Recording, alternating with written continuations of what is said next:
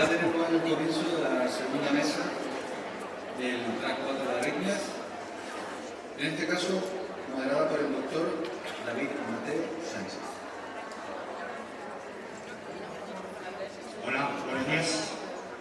Bueno, en primer lugar, soy de Socuellamos y con mucho orgullo lo digo porque nací en Alcázar. Imaginaros la satisfacción que tengo de poder estar en esta mesa hoy aquí rodeado de tanta ciencia y tanta sabiduría médica. Ahora trabajo en Tomelloso, trabajo en el Gigante 2 y saludo a mis chicos de Tomelloso, que sois unos monstruos. Nada, vamos a empezar esta mesa con el doctor Ignacio Fernández Lozano, que ya lo ha presentado mi compañera Ana maravillosamente bien. A modo anecdótico, y para que empezamos a los médicos y entre nosotros y enfermeros vernos como personas primero y luego profesionales, pues el doctor Lozano es un apasionado de la bicicleta. Entonces, aparte de lo profesional que es, pues aquí lo tienen ustedes. Bueno, va a hablar de la muerte súbita y de la muerte extrahospitalaria, que es una lacra aún. Y bueno, después de su ponencia, que será pues brillante, comentaremos por qué está pasando esto y por qué consideramos que cada vez los médicos tenemos que implicar a más gente en los cuidados de nuestros congéneres, ¿no? Muchas gracias, doctor. Bueno, muchas gracias, David, gracias por tu amable presentación. Y me toca hablar ahora de la muerte súbita, que como bien ha dicho David, es una de las patologías más prevalentes, una de las primeras causas de muerte. En España se mueren de enfermedad cardiovascular 120.000 españoles todos los años, la principal causa de muerte súbita 30.000. En Estados Unidos 450.000, en la Europa de los 26 medio millón de ciudadanos. Y las cifras son cifras y a veces nos dejamos fríos y no tenemos conciencia un poco de cuánto pasa. ¿Por qué? Porque la muerte súbita no nos llega. Lo recogen los servicios de emergencias o las ambulancias, a veces ni eso, y va directamente al tanatorio. Ya sabéis que nos puede afectar a todos en cualquier edad y en cualquier época de la vida y en cualquier lugar, o sea que hablamos de vosotros, y que la historia clínica es muy sencilla y en general significa que estaba bien y se murió. Y la exploración física la hace el forense. Para tomar conciencia un poco de lo que es la muerte súbita, yo suelo poner esta diapositiva. A mí me parece que esto se ha quedado sin... No, se ha apagado. Aquí. Yo suelo poner esta diapositiva que tiene los mismos números pero es más expresivo. Fijaros, Estados Unidos, 450.000 muertos al año. Más que el ictus, el cáncer de pulmón, el cáncer de mama y el SIDA juntos. Y si pensamos lo que hacemos por el cáncer de mama, que está bien, pero que tenemos un lacito, una carrera, un día, recursos, investigación, sociedad, y lo comparamos con lo que hacemos para tratar la muerte súbita, es que no hay color, la desproporción es brutal. ¿Por qué? Bueno, también porque el muerto está muerto y no hay asociación de pacientes de muerte súbita, porque serían pacientes zombies. Entonces nadie protesta, ya está, estaba bien y se murió, y menos en España, que tenemos esa cultura de la fatalidad, como todo el Mediterráneo, ¿no? Bueno, pues se murió, antes decían de un infarto, ahora empiezan a tener conciencia y gracias. Como se han muerto algunos jóvenes, como empezaron a morirse en Estados Unidos, cuando se morían en Estados Unidos los baloncestistas y los jugadores de fútbol americano, que eran el ejemplo de la salud y de repente caían fulminados, muchos de ellos en Estados Unidos, sobre todo por miocardiopatía hipertrófica, en Italia con la miocardiopatía ritmogénica, en España, por todo. Pues hemos empezado a tomar conciencia y también que el infarto es la principal causa, pero no siempre, porque en un chico de 18 años que muere súbitamente es difícil que sea un infarto. Puede ser una anomalía coronaria, pero lo más probablemente es que sea otra cosa. Como todos sabéis, la patología más emergente. Minuto que pasa, 10% menos de supervivencia, 8 minutos estás muerto. Y aquí 8 minutos da tiempo para poco, casi para tomarse un café y ya está. Hay que correr, y correr de verdad. Algunas excepciones, los ahogados, los niños, la nieve y tal, pero si alguien no empieza a hacer maniobras de resucitación que hacen que el tiempo pase más lento, 8 minutos muerto, o con grave daño cerebral. Y desde el año 2010, en las guías del ILCOR, que son las mismas que las de la AJA, las mismas que las del RC, las mismas que el CERP, sabemos que los desfiladores en la calle, el acceso público a la desfilación, el empezar con las maniobras de resucitación por un bystander, es de las pocas cosas que nos pueden mejorar la supervivencia. La supervivencia hace unos años de la muerte súbita en el mundo occidental estaba en el 5%. Ahora de media en las ciudades estará en el 10 o en el 11, de media en las ciudades. Algunas han llegado al 30, al 35, ciudades enteras, como Ámsterdam, como Estocolmo, ciudades enteras. Y claro, si hacemos números y somos 30.000 al año, nosotros pasamos de la media que pongamos en España, que puede ser el 10 siendo generoso, y pasamos al 20, es que estamos salvando 3.000 vidas. Es que 3.000 vidas no las sabes. Si a ti te da Bill Gates 25.000 millones de dólares para investigar, pues no sé, puedes hacer un screening del cáncer de colon, pero vas a salvar muy poquitos, ¿eh? Puedes poner estatinas en el agua potable. Eso, pues a lo mejor hace un poquito más, pero luchar contra la muerte súbita es lo más coste efectivo que hay. Si tú quieres salvar vidas, si quieres salvar vidas de muerte de tráfico, como no prohíbas circular, ya no puedes salvar más, ¿eh? Y estos son 30.000, muertos de tráfico 1.200. Lo digo por las campañas, porque comparemos un poco cómo luchamos contra la muerte y lo tontos que somos nosotros. Bueno, así que sabemos que tiene que haber un DESFI, tiene que haber gente formada alrededor tuya. Lo primero que tiene este el DESFI es que tiene que estar. Si no está, no hay acceso público a la desfilación. Después que tenemos que saber dónde está y saber que está. Luego tiene que funcionar, que los DESFIs en general funcionan, pero si se han quedado sin batería, no. Tenemos que saber manejarlo y eso es muy fácil. Hay muchos estudios que dicen que cualquier persona, que muchas personas sin tener nada de información han sido capaces de desfilar a un ciudadano sin saber nada, y eso ya se sabe en la experiencia de Gerona, que es la única provincia española que tiene un DESFI en todos los municipios, pues han visto muchos casos en los cuales la primera persona que le ha puesto un DESFI y ha reanimado a una persona no sabía nada, ni le ha hecho masaje, y en algunos casos ha funcionado. Yo, que llevo muchos enfermos que han tenido una parada cardíaca en seguimiento porque llevo un desfibrilador implantable, os puedo decir que hacer una reanimación estupenda es maravilloso, pero lo peor es no hacer nada, y que muchas veces todo vale. Si no es tu día de morir, con que te hagan así, a veces hasta sobrevives, ¿vale? Bueno, pero lo ideal es saber hacer una RCP básica idea de verdad. Y a veces pensamos que España, pues bueno, pues España estamos aquí en el sur de Europa y no somos Suecia, o no somos Dinamarca, o no somos Holanda, o no somos tal. Y en algunas cosas sí, y en otras no. Y eso volvemos a lo tontos que somos. Fijaros, la solución de eso está aquí. Esto es una foto de mi hospital, yendo a mi despacho un día a las 8 menos cuarto de la mañana de invierno, que por eso es de noche. Y España es esto. O sea que para unas cosas sí y otras no. ¿Los veis? No lo vemos porque estamos acostumbrados a verlo. Si empezamos a contar, este es el pasillo que ve a mi hospital, un hospital nuevo de Majadahonda, extintores hay 11, 11. En esta sala hay 10, 4 mangueras, 50 carteles. En todo el registro hay, no sé, aquí debe haber 25 extintores. ¿Sabéis cuántos días hay? Ninguno. ¿Qué pensáis? ¿Que aquí es más probable que se muera uno de muerte súbita o quemado? El Liceo de Barcelona se quemó hace 30 años y aquí parece que estamos protegiendo el fuego del Liceo de Barcelona. En Valencia solo se han muerto 10 ciudadanos por un incendio en la casa, una cosa terrible, pero desde que se murieron se han muerto españoles de muerte súbita 452. Y eso no sale en los periódicos. Hay una pequeña desproporción, ¿no? El bombero, yo digo que cuando en la próxima vida, en vez de dar estas charlas, yo lo que quiero es ser bombero. Sería más joven, más alto, más guapo, más fuerte y me harían más caso. Y sin embargo estoy aquí contando esto otra vez, a ver si la reencarnación existe y en la próxima vez bombero. Esto se me ha quedado aquí. Bueno, estadísticas de mi hospital. 1.700 extintores. 30% extintores de CO que son mucho más caros. 70% de las instalaciones bajo agua nebulizada. Estupendo. 30 carros de extinción de incendios. 30 carros de extinción de incendios. Desfibriladores de mi hospital, 53. Alguien lo está haciendo mal, yo. Muertos por el fuego en la historia de mi hospital. Incendios, 2. Muertos, 0. Muertos de muerte súbita. Lo estoy haciendo fatal. Los bomberos bien, la ley del Ministerio de Industria, sí, en España protegemos la propiedad. Eso es presión de las compañías de seguros, no de la salud. Nosotros no nos vendemos bien. Nos cuidan la salud, o sea, nos encargan la salud los ciudadanos y no la defendemos. Esto, no hay estadísticas, los bomberos no tienen estadísticas, son muy estupendos y convencen, no, es que tenemos que hacer más y más hidrantes y más, no sé qué, y lo consiguen. Y el Ministerio de Industria lo protege. Muertos por... Mira, esta es la única estadística que he encontrado yo, que es de Mafre y es del año 2011, no actualizada. Muertos por el fuego, que lo sumas todo, no sé qué, 152. Muertos de muerte súbita, 30.000. Extintores en este edificio, 25. Desfiladores, ninguno. Lo estás haciendo mal, tú que eres de Tomelloso. ¿Ves? No es lo mismo abrir que abrir, no es lo mismo llamar que salir a abrir la puerta, que te diga.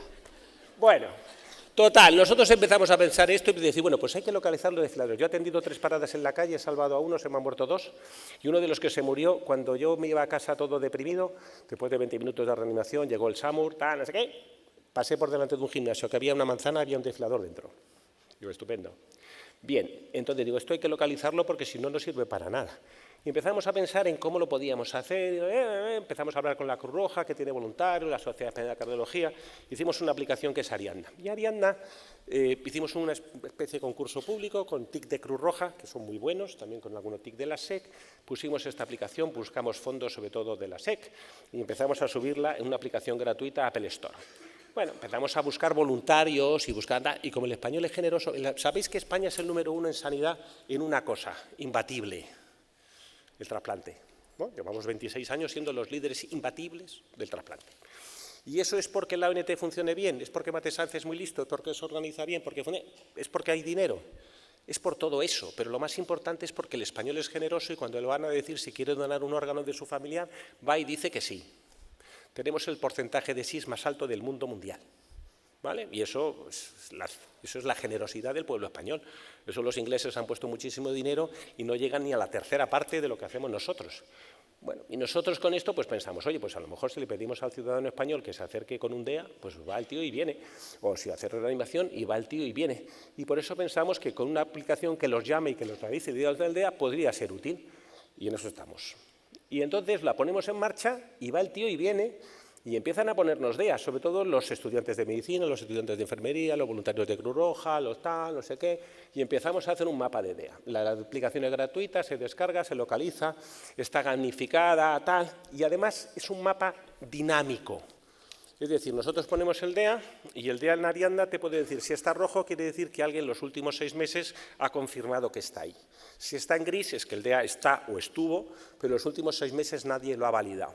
Y la aplicación la hemos gamificado, de manera que si los chavales o la gente joven o los voluntarios la llevan abierta, te va a decir si hay un DEA cerca y te vas a acercar a colocarlo, ¿no? Durante el primer año empezamos a hacer campañas de difusión, fuimos a las comunidades autónomas, pusimos los rastreadores y tal, y en un año ya tenemos 25.000 voluntarios. A día de hoy, 45.000. 5 veces más que la aplicación inglesa cuando salió el del Good Samaritan, pues 5 veces más, porque el pueblo español es generoso, ¿vale? 25.000 días geolocalizados, más de 8.000 días validados. Y eso que no la hemos lanzado en la fase 2, que es la que llevamos tiempo esperando lanzar y más nos está costando. Ahora JJ nos va a ayudar. Fijaros, esta es una captura de pantalla de mi móvil, cuando en el 2018 estaba en el Congreso de Sevilla para presentarla. Así es como funciona. Te localiza, te pone, va en Google Maps y te dice, usted está aquí, el DEA más cercano está ahí.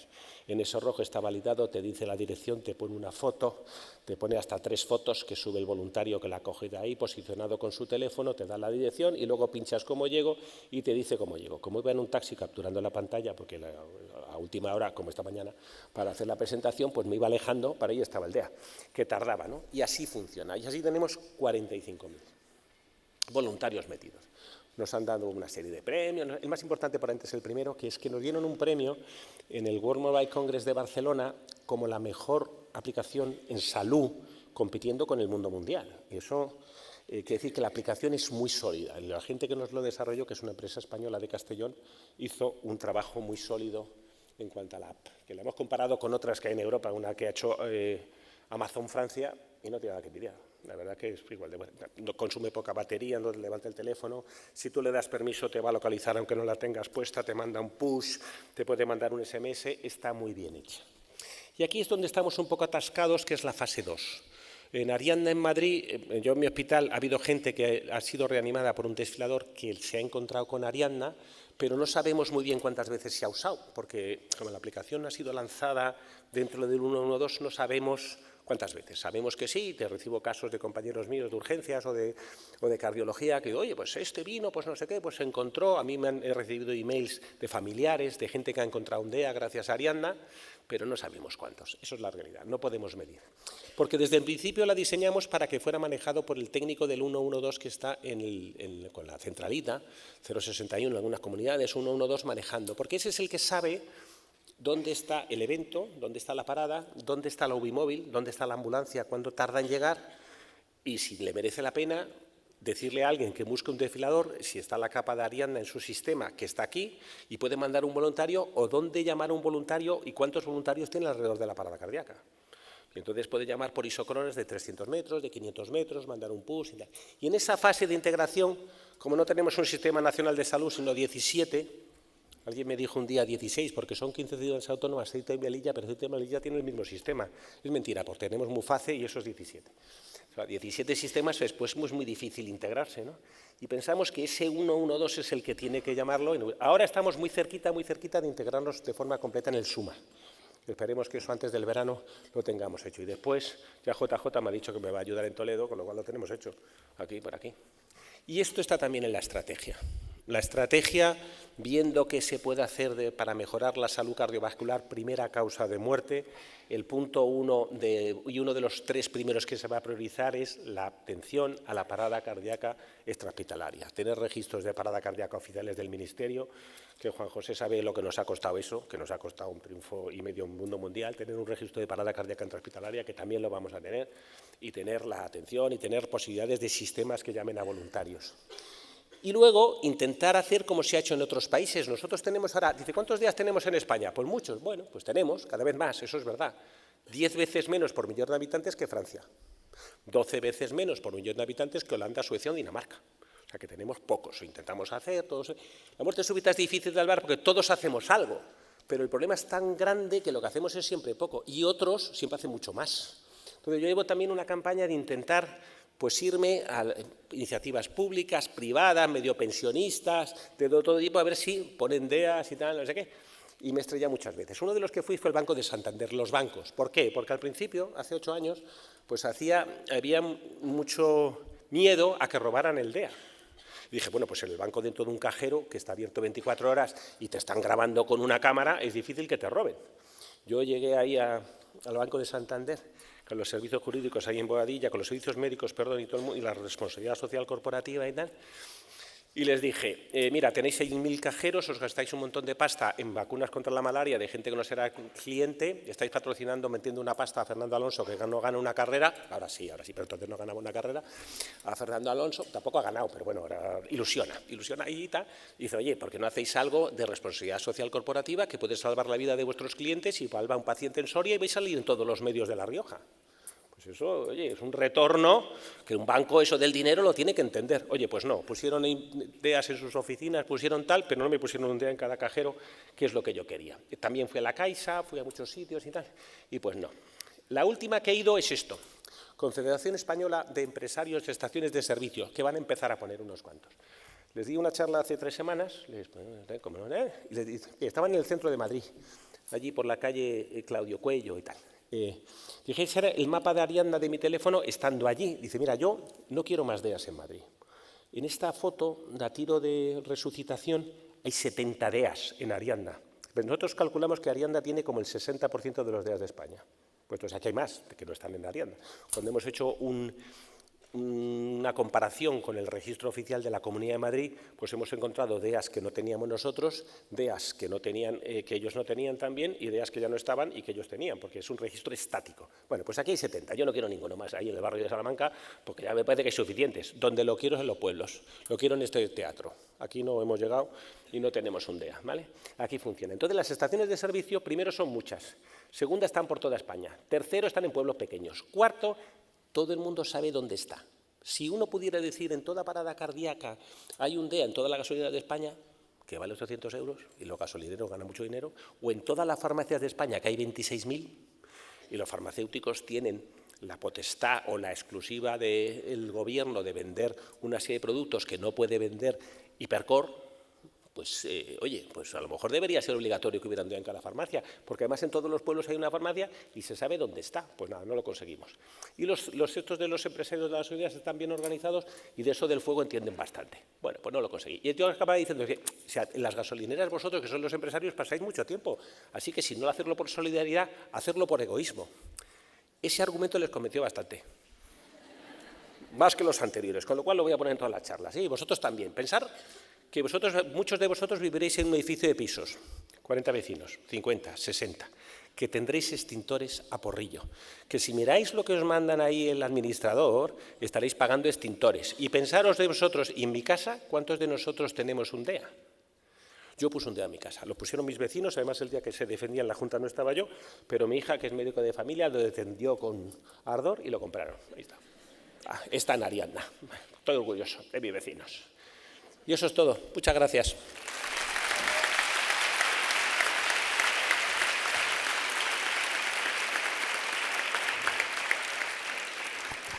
Bueno, en fin, ¿qué podemos decir? Es una maravilla escucharle.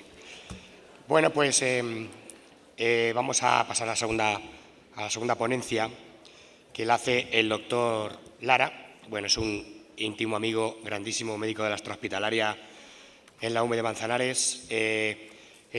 Trabaja para la Comisión de RCP de SEMES, está en formación en SEMES también. Vamos, es uno de los puntas de lanza de la RCP en España y a nivel europeo, ¿no? Así que, bueno, tú, maestro, y encantado de escucharte. Como curiosidad, es un gran horticultor. Bueno, buenos días a todos. En primer lugar, dar las gracias a la organización de esta jornada por hacer que hoy esté aquí, en Alcázar, con vosotros. Felicitaros, además, por el nivel que tienen estas jornadas, ¿no? Esto está hecho aquí en Alcázar, pero en cualquier sitio del mundo sería una noticia de primera mano. Y, por último, deciros que viendo el aforo que hay aquí, me quedo muy tranquilo pensando en que el futuro, el relevo generacional está asegurado, ¿vale? Bueno, sin más dilación, pues comenzamos. Me habéis pedido que hable del manejo extrahospitalario de la taquicardia según las recomendaciones del ERC 2021.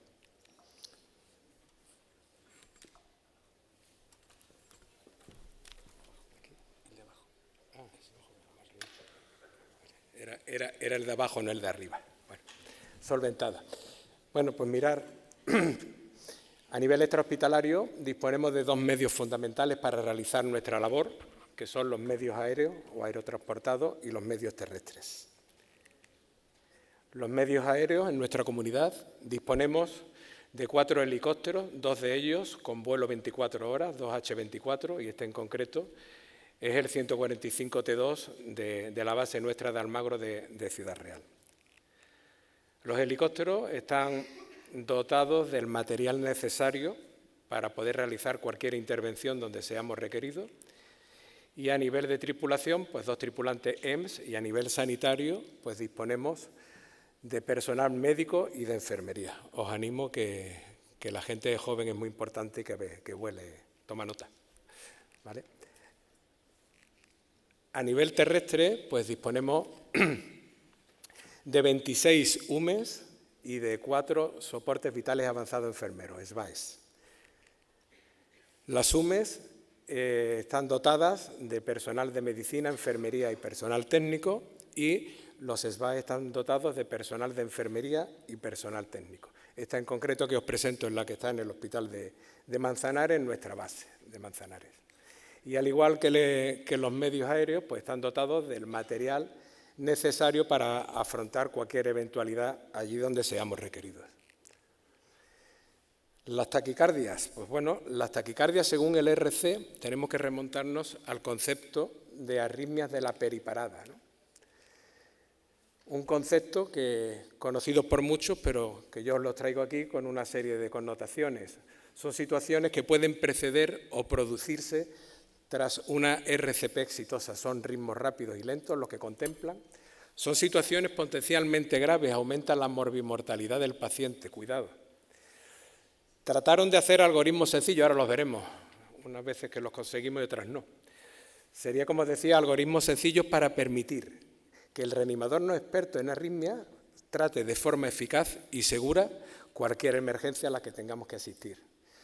Con el paciente no grave, pues bueno, buscar consejo, ayuda de expertos, que para eso están, y acceso a la historia clínica. En nuestro medio, aquí en nuestra comunidad, nos lo facilita el CCU, el Centro Coordinador, al igual que el poder contactar, estemos donde estemos, si lo precisamos, con algún experto. La prudencia es necesaria ante repetidas dosis, ante situaciones que necesitemos repetir dosis o combinaciones de fármacos. Ojo, ya lo veíamos ayer, el efecto proarrítmico. Y las dosis que vienen en los algoritmos están ajustadas a un peso promedio estándar de un adulto, pudiendo necesitar ajustes, depende de lo que tengamos en cada momento. En el año 2023, en nuestra comunidad, los datos que tenemos a nivel oficial fueron 26.585 asistencias, y de ellas las arritmias de las periparadas fueron 1.044, un 3,93% del total. De ellas las taquicardias fueron 840, un 3,16%, y las bradicardias 204, un 0,77%. No por bajas cifras no son menos importantes, entonces, pues bueno, a tenerla en cuenta. En la presentación me pedíais que hablara del Consejo Europeo. El Consejo Europeo, en el año 1992, publica sus primeras recomendaciones en soporte vital básico y avanzado, coincidiendo con el Congreso de Brighton, y es en 1994, coincidiendo con el Congreso de Mainz, donde se publica el manejo de las arritmias de la periparada, la primera vez que se hace un documento oficial por parte del ERC. Mirad, se hace este tipo de póster que podíamos tener acceso a él en los distintos servicios, los se podían pedir, y bueno, eran los primeros tiempos. Con el tiempo hemos ido mejorando, pero esto era lo que había. Desglosándolo un poquito, pues veis las arritmias de complejo ancho, ¿vale? Nos pedían que si no tenía pulso habría que utilizar el protocolo, no la recomendación de fibrilación ventricular, y si tenía pulso buscar ayuda de expertos. Los signos adversos, como veis ahí, tensión arterial sistólica menor de 90, dolor precordial, insuficiencia cardíaca, frecuencia mayor o igual a 150 y, si no tenían signos adversos, aplicar lidocaína y valorar si había niveles de potasio bajo, ¿vale? Si no cedía la taquicardia, cardioversión sincronizada, amiodarona y seguiríamos con cardioversión. Si tenía signos adversos, sedación si era necesario, cardioversión, administrar lidocaína, magnesio o potasio como alternativa y realizar las cardioversiones que fueran necesarias. Situaciones refractarias, pues mirar la procainamida, era el año 94, biocoril, que le llamábamos, ¿vale? Flecainida o bretilio, el bretilio tuvo mal camino de desaparición. Las taquicardias de complejo estrecho, pues bueno, nos diferenciaban si había fibrilación auricular mayores de 130 latidos por minuto, buscar ayuda de experto, si no maniobras vagales, adenosina 3, 6, 12, 12 y valorar ayuda o pedir ayuda del experto. Valorar los signos adversos, más o menos los mismos, pero ya en taquicardia de QRS estrecho nos pedían si había alteración del nivel de conciencia y frecuencia mayor de 200. Si no había signos adversos, valorar o elegir entre esmolordigosina, verapamil o amiodarona o sobreestimulación con marcapaso y si había signos adversos, sedación, cardioversión y amiodarona.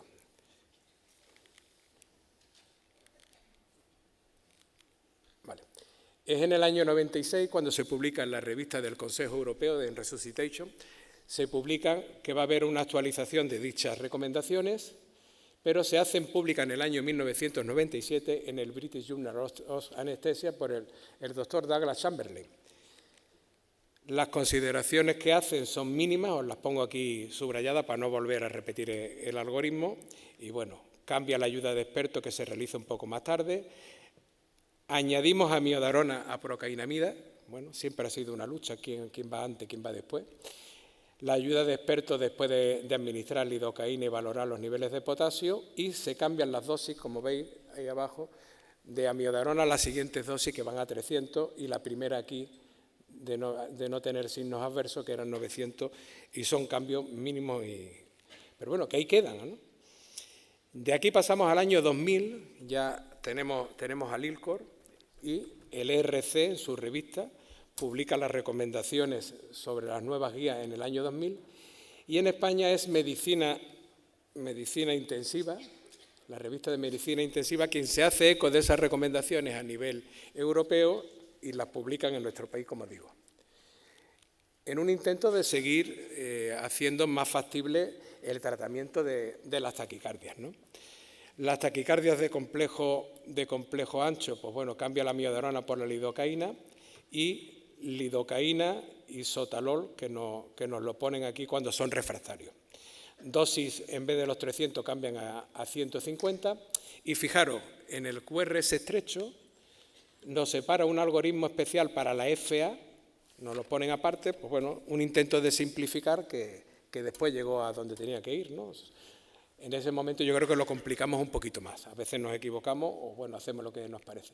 Y fijaros, frecuencia cardíaca mayor de 250 sin pulso, se intenta la cardioversión. Entonces, pues bueno, adenosina pasa de 3 a 6, 12, 12 y ante signos adversos que no estén presentes, elegir esmolol, verapamil, amiodarona o digosina. Bueno, cambio curioso. En cuanto a la FA, os digo que había un algoritmo nuevo solo y específico para la FA, valorando si había riesgo elevado, moderado o bajo, y nos quedamos con el elevado, más de 150 latidos por minuto, alteraciones del nivel de conciencia y mala perfusión. Si aparecen, buscar ayuda a expertos, heparinizar inmediatamente, cardiovertir y plantearnos el uso de amiodarona antiarrítmico. Pasamos al año 2005, donde viene la siguiente nueva actualización de recomendaciones por parte del Consejo Europeo, y ya a nivel español es el Consejo Español, el CERP, el que hace la actualización de dichas recomendaciones. Se publica y bueno, y hay un algoritmo más bonito, no tan gris, parece que vamos viendo la luz y el color. Entonces, fijaros, hay un algoritmo de taquicardia con pulso, porque en las arritmias es muy importante que tengamos pulso. Si no tenemos pulso, más que arritmia tenemos una parada y la pondremos en el algoritmo que corresponda de las paradas. Nos plantean de que hay que hacer apoyo ABC, monitorizar al paciente, realizar una monitorización electrocardiográfica y nos añade identificar y tratar las causas. Después valoramos la estabilidad o inestabilidad del paciente con valoración del nivel de conciencia reducido, tensión arterial sistólica menor de 90, dolor torácico o signo de fallo cardíaco. Y nos dicen, aunque no lo repitan, pero sigue vigente, de que los síntomas frecuencias dependientes son raros por debajo de 150 latidos por minuto en un adulto sano. Si tiene signos de inestabilidad hay que cardiovertir con las siguientes dosis que nos han variado hasta las últimas recomendaciones del 21, para la FA y la taquicardia ventricular 120-150 Julio, flúter auricular y taquicardia supraventricular 70-120 y si no tenemos éxito con 3 intentos, administrar amiodarona 300, siguiente perfusión de 900 y realizar más intentos.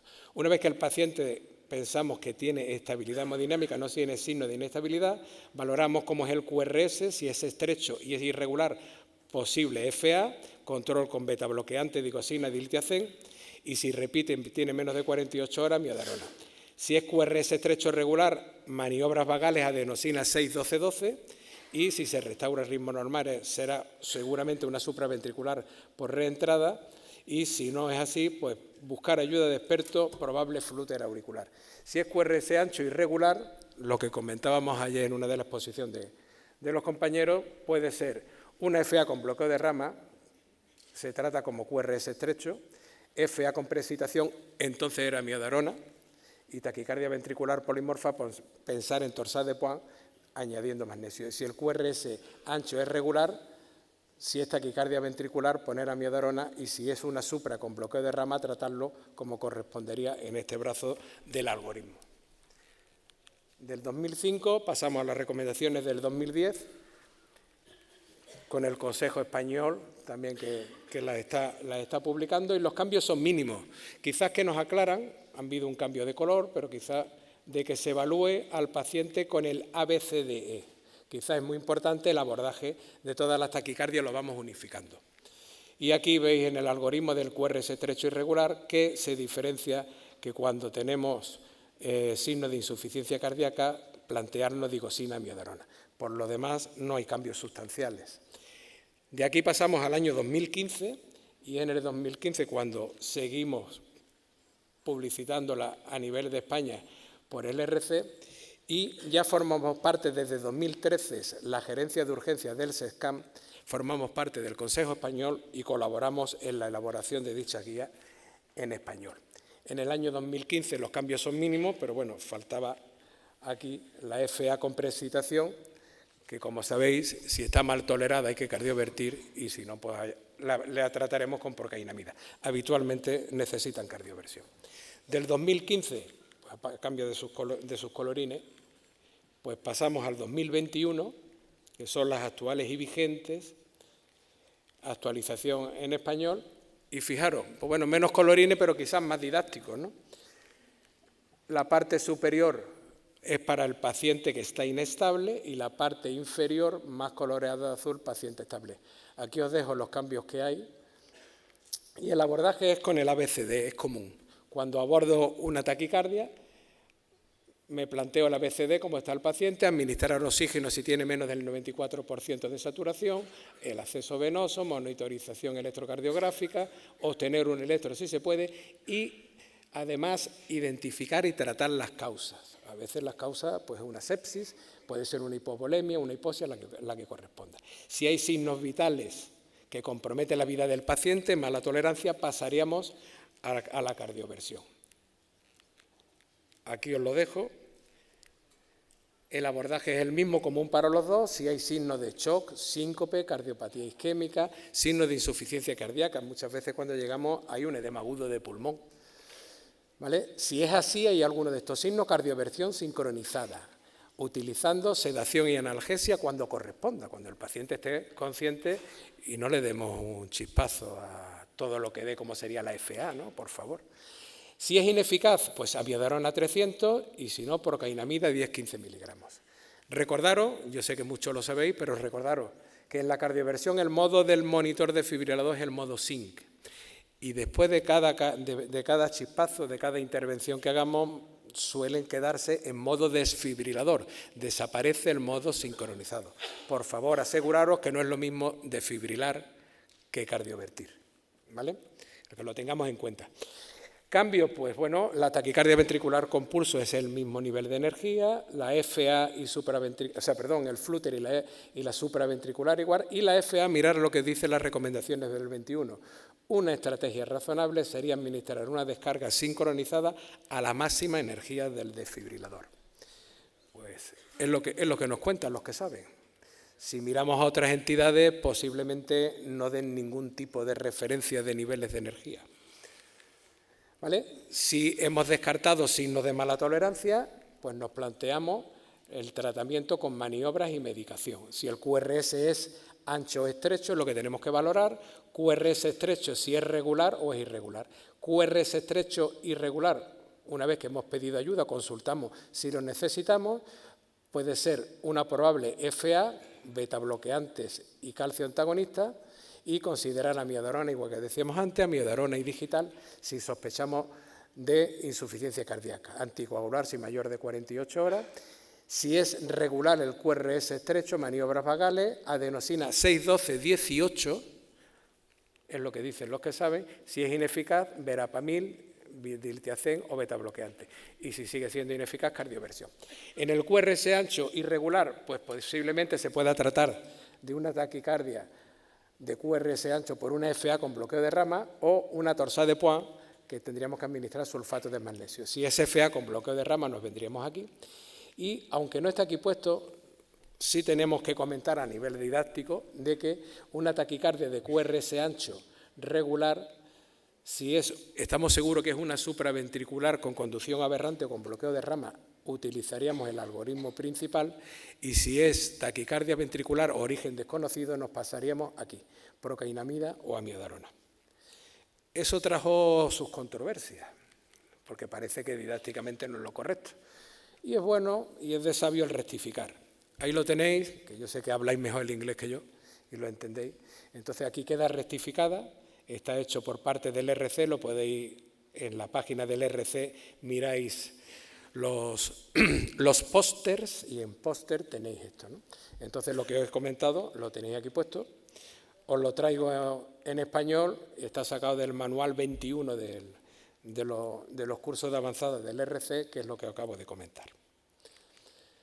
En las recomendaciones 21 en inglés había un resumen, un cuadro resumen, que yo lo amplié un poquito y os lo pongo aquí con las consideraciones quizás más importantes y que no se nos olviden. En las maniobras vagales no lo he comentado por no ser reiterativo. Maniobra de Valsalva y masaje del seno carotídeo unilateral. Nos dicen que le digas al paciente que sople en una jeringuilla de 10 mililitros para tratar de que el émbolo suba, al menos durante 15 segundos, y preferiblemente en decúbito supino con las piernas elevadas. Pues parece que nos están hablando de la maniobra de Valsalva modificada. ¿Vale? Con la adenosina, pues recordar, nos dicen 6-12-18. Pues las dosis de 18 nos dicen de que tener en cuenta la tolerancia y efectos secundarios, como sería el asma bronquial y un posible broncoespasmo. Cuidado, si tenemos indicio de que la cosa va por ahí, no seguimos con las dosis. Advertirle al paciente, a veces se nos olvida, de que puede tener sensación de disnea, calor e incluso sensación de muerte inminente. Hay que avisarle de lo que va a pasar y que estamos allí con él. Somos un poco agresores, somos algo inhóspito en su medio y vamos a provocarle. Tampoco hay que decirle que se va a morir, porque entonces el paciente te dice que no me lo ponga usted. Es lo que suelen decir. Entonces, con cuidado. Los calcioantagonistas, cuidado si ya hemos tratado con beta bloqueantes, y en relación a los beta bloqueantes, las recomendaciones nos dicen reducir dosis con una FEBI menor del 40% para tener una frecuencia menor a 110 latidos por minuto. Como conclusión y como resumen, pues bueno, yo os dejaría 3 muy importantes. Los algoritmos son sencillos, creo que cada vez han sido más sencillos, hemos visto la evolución que tenía, sin tratar de ser muy pesado, y sobre todo para tratar con eficacia y seguridad a esa emergencia a la que acudimos. El paciente está inestable, si de verdad está inestable, cardioversión, no pasa nada. Pero por favor, que el nivel de conciencia sea bajo y si no, un poco de sedación, con lo que queráis, no entramos en dosis, pero sedadlo, por favor. Si el paciente está estable, pues bueno, si lo necesitamos, buscar, recurrir a ayuda de expertos, para eso están. Nuestro centro coordinador en la calle nos lo hace y trataremos con maniobras y con fármacos. No me quiero extender mucho y sí os quiero poner un caso clínico, porque viendo todo esto que hemos visto parece que esto es un mundo, es una vorágine y nos podemos perder. Fijaros un caso muy sencillo, le pedía aquí al maestro que me dejara un pelín de tiempo y mirar, se trata de un varón de 50 años de edad que es llevado a un centro de salud cualquiera, como decía don Jesús Hermida, y un día cualquiera por sus compañeros de trabajo, porque lo notan que dice que se queja de palpitaciones y sensación de mareo mientras está trabajando. Cada uno trabaja pues donde puede y a donde lo lleva y las cosas que hay, ¿no? Y avisan a la UME, venid para acá que tenemos una taquicardia y lo vemos regular. Pues bueno, llegamos, el paciente está consciente, está orientado, tiene sobrepeso, bien perfundido, pedimos constantes y las constantes, pues como veis aquí, 145-80, estamos un poco distanciados de los 90, ¿no? Frecuencia cardíaca 166 y saturación 98. Bueno, nos quedamos tan a gusto. Pues ¿qué hacemos? Pues un electro. Vemos ese electro, 7:20 de la tarde, había dado de mano, y el que os habla, pues muchas veces nos degeneramos a nivel profesional y no nos damos cuenta de muchas cosas, pues decide que le va diciendo al enfermero de turno, que ahora lo veréis por ahí en la foto, le pedí permiso anoche y me dijo que sin problema para que saliera ahí difuminado. Le digo, ve preparando la jeringuilla que vamos a soplar, o va a soplar el paciente y ve preparando la adenosina que nos va a hacer falta, viendo esto que me vas a contar tú a mí. Cuando el enfermero toca al paciente para asegurar la vía, que no lo tenía claro, me dice, ¿tú has tocado al paciente? Y le dije, pues no. ¿Lo has tocado? Pues no. Claro. Me dice, pues está un poco caliente. A ver si sale el caliente. Entonces tenía 40,9. Ya si os fijáis, la época de vendimia, en La Mancha, el mono que correspondía a la vendimia, el pobre hombre lo llevaron a trabajar porque hacía falta en la cuadrilla, no había trabajado y estuvo todo el día trabajando, intentó por lo menos. Ese fue el tratamiento de maniobras que hicimos y el tratamiento con la adenosina que le pusimos fue ese. Entonces, pues tenía un golpe de calor, esa era la taquicardia y yo creo que de todo tenemos que aprender. Por último, yo también tengo fotos de la Tierra y deciros que lo mismo que los algoritmos de las arritmias de la periparada son dinámicos y adaptados a las diferentes situaciones, a los diferentes medios. Esperemos que nuestro entorno también lo sea y algún día podamos tener esto, ¿no? Los puentes hasta arriba de agua y que los disfruten los que vienen detrás. Gracias.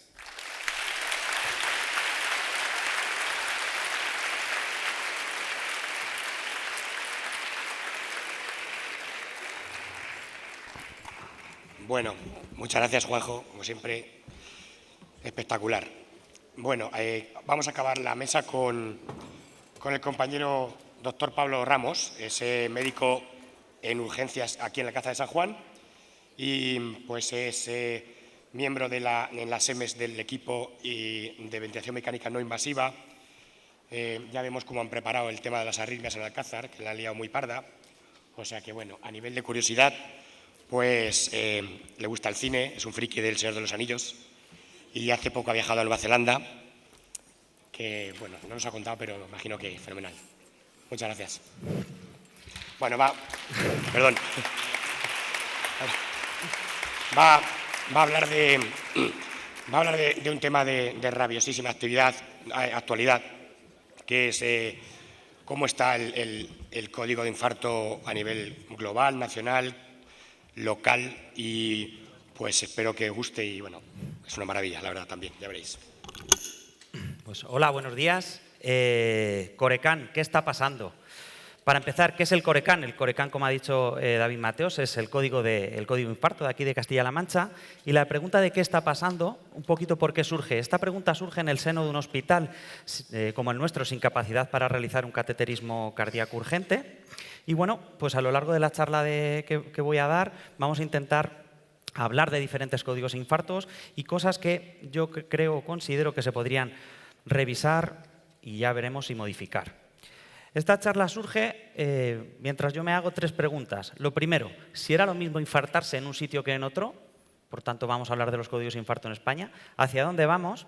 La implementación de inteligencia artificial, electrodos digitales, nuevas tecnologías y ya finalmente hablamos sobre el propio Corecán y con la pregunta de si deberíamos modificarlo.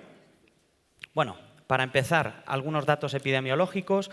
Lo que va a durar mi charla, aproximadamente en España se van a infartar 3 personas. Esta es una gráfica que habla de la mortalidad en España desde el año 2006 hasta el año 2021. Y bueno, si vemos los números, han bajado casi 10.000 pacientes. Por tanto, sí es cierto que los códigos de infarto funcionan y sí que estamos haciendo algo bien. Para empezar, también me gustaría hablar de estos 3 personajes. Algunos seguro que os suena más que otro. Vamos a hablar del primero, Orem Kenesi. Pero supongo que se dirá así, porque mi Egipto antiguo está un poco oxidado. Entonces, era un sacerdote del faraón Amón, que en los jeroglíficos describían que esta persona de repente se cae desplomada y estudios anatómico-forenses realizados 30 siglos después revelan que tenía unos niveles de troponina similares a los de un síndrome coronario. Por tanto, se podría decir que es la primera persona certificada por muerte por un síndrome coronario agudo. Da Vinci describía en una autopsia que realizaba una persona que no conocían cuál había sido la causa de su muerte, observa que había como una arteria tortuosa y describe que había un flujo anómalo de la arteria que nutría la sangre del corazón y los miembros inferiores. Ya estaba describiendo un paciente con un síndrome coronario puro.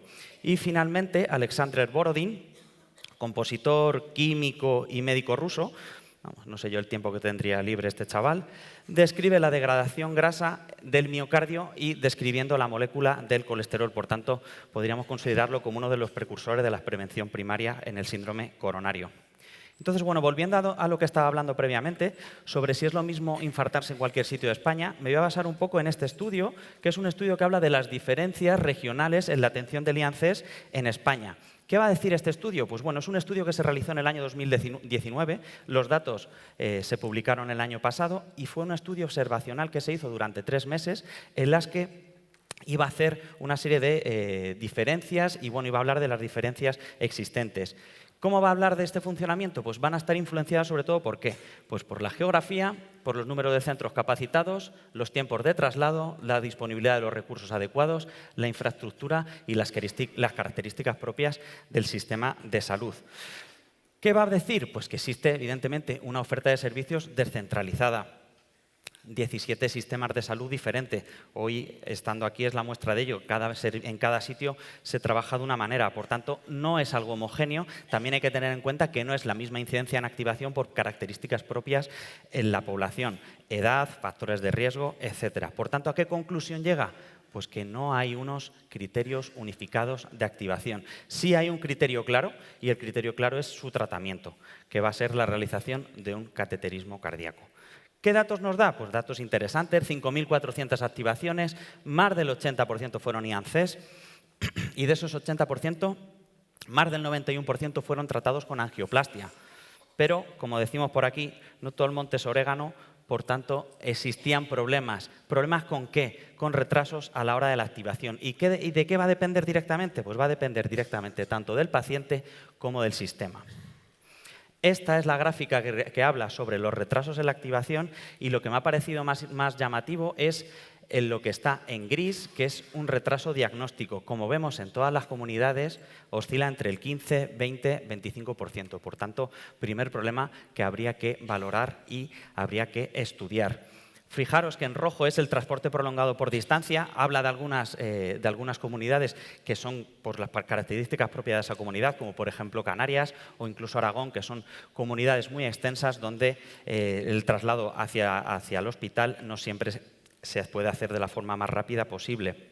Entonces, bueno, ¿cómo podemos intentar solucionarlo? Pues hablaba de dos problemas, los que dependían del paciente y los que dependían del sistema. Los que dependen del paciente, pues incrementando campañas publicitarias, dando a conocer a los pacientes la clínica que tienen que presentar, explicar la necesidad de llamar a los sistemas de emergencia. ¿Cómo podemos abordar al paciente? Lo podemos abordar desde cuatro puntos de vista, desde estrategias políticas, desde los diferentes sistemas de salud, desde la comunicación y la educación y desde los determinantes de salud que acondicionarán los factores de riesgo cardiovascular, actuando directamente sobre sociedad, comunidad, familia e individuo.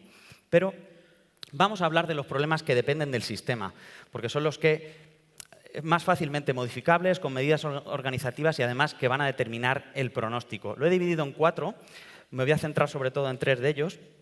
El primero de ellos es facilitar el acceso a la atención por parte de equipos de emergencia médica y luego me voy a detener en los 3 siguientes. El primero de ellos, disminuir el tiempo hasta la reperfusión, entre los que se incluye un sistema único centralizado de coordinación, el traslado directo de los pacientes al laboratorio de hemodinámica sin pasar ni por urgencias ni por críticos y, finalmente, la interpretación prehospitalaria del electrocardiograma para realizar un diagnóstico y activar de manera precoz y eficaz.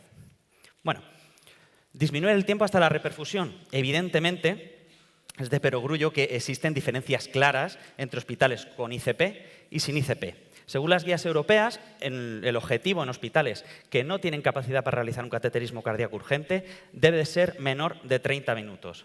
Y yo lanzo la pregunta, ¿pensamos que es realista? Vale, oigo muchos nos. El otro día, hace 3 semanas, un Corecán que tuvimos nosotros en nuestro hospital, fueron 38 minutos. Más adelante hablaré en lo que nosotros consideramos que podrían haberse disminuido esos tiempos.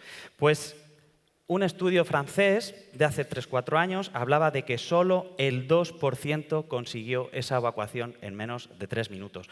¿Y eso en qué repercute? Pues repercute directamente en conseguir el tiempo objetivo desde el momento de diagnóstico hasta localización de arteria responsable de infarto, que tiene que estar establecido en 120 minutos. Por tanto, primera modificación de sistema que podemos hablar. Siguiente, traslado directo de los pacientes al laboratorio de hemodinámica.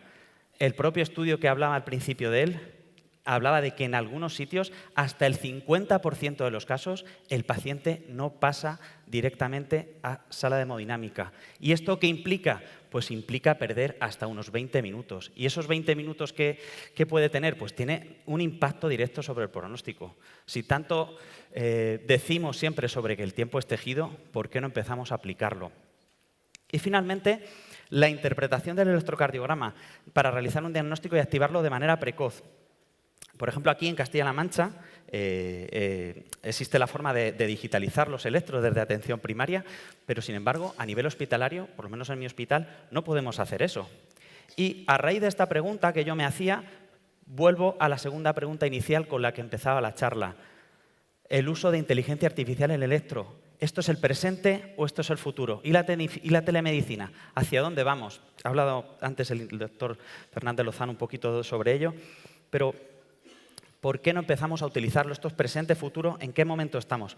Pues evidentemente los estudios están empezando cada vez a salir más. Me ha gustado mucho que habla de que podemos utilizar el electro de una manera eficaz. Además, si le enseñamos una serie de algoritmos a la inteligencia artificial, ya no solo nos puede ayudar al diagnóstico, sino al monitoreo y la evaluación de la respuesta de la terapia. Incluso cuando se combina con un teléfono inteligente, permite una prueba en el punto de atención enormemente escalable. Este estudio me ha parecido muy interesante. ¿Por qué?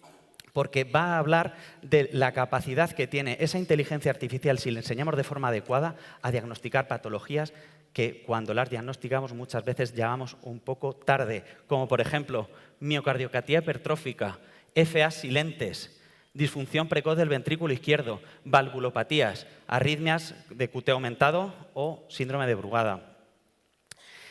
Y algunas cosas más, me voy a entretener menos porque ha estado hablando el compañero antes, ya sobre los relojes inteligentes.